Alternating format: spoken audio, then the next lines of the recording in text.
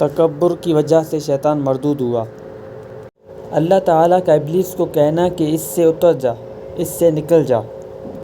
اس بات پر دلیل یہ ہے کہ وہ آسمان میں تھا جس سے اس کو اترنے کا حکم ہوا۔ اس نے جو مرتبہ اور مقام اللہ تعالیٰ کی عبادت کر کے حاصل کیا تھا اور اپنی فرمانبرداری اور عبادت سے فرشتوں جیسا قرار دیا گیا، وہ اپنے تکبر اور حسد اور اللہ تعالیٰ کی نافرمانی کی وجہ سے اپنے اس مرتبے سے ہاتھ دھو بیٹھا اور ذلیل و رسوا کر کے زمین پر اتار دیا گیا۔ اور آدم و حوا کو اللہ تعالیٰ نے حکم دیا کہ تم جنت میں سکونت اختیار کرو۔ وَيَا آدَمُ اسْكُنْ أَنْتَ وَزَوْجُكَ الْجَنَّةَ فَكُلَا مِنْ حَيْثُ شِئْتُمَا وَلَا تَقْرَبَا هَٰذِهِ الشَّجَرَةَ فَتَكُونَا مِنَ الظَّالِمِينَ۔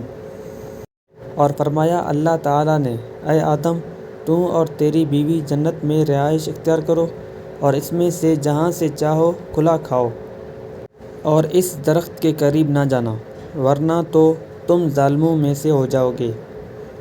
اور سورہ اعراف میں فرمایا قَالَ اخْرُجْ مِنْهَا مَذْءُومًا مَدْحُورًا لَمَن تَبِعَكَ مِنْهُمْ لَأَمْلَأَنَّ جَهَنَّمَ مِنْكُمْ أَجْمَعِينَ۔ اللہ تعالیٰ نے فرمایا تو نکل جا اس سے ذلیل اور راندہ ہوا، ان میں سے جو تیری پیروی کرے گا تو میں تم تمام سے جہنم بھر دوں گا۔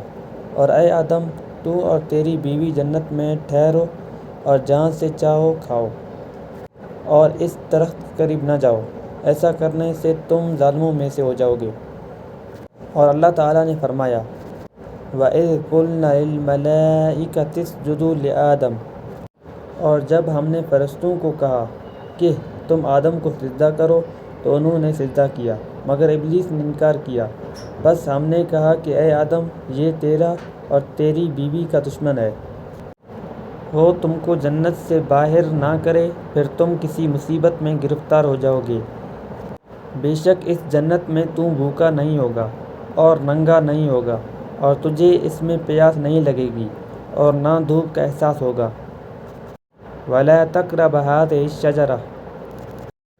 بھائیو، یہ پارٹ یہاں تک ختم ہو گیا ہے اور اگلا ویڈیو جلد ہی آ جائے گا انشاءاللہ۔ اس کے لیے اپنا ڈھیر سارا خیال رکھیے۔ اللہ حافظ۔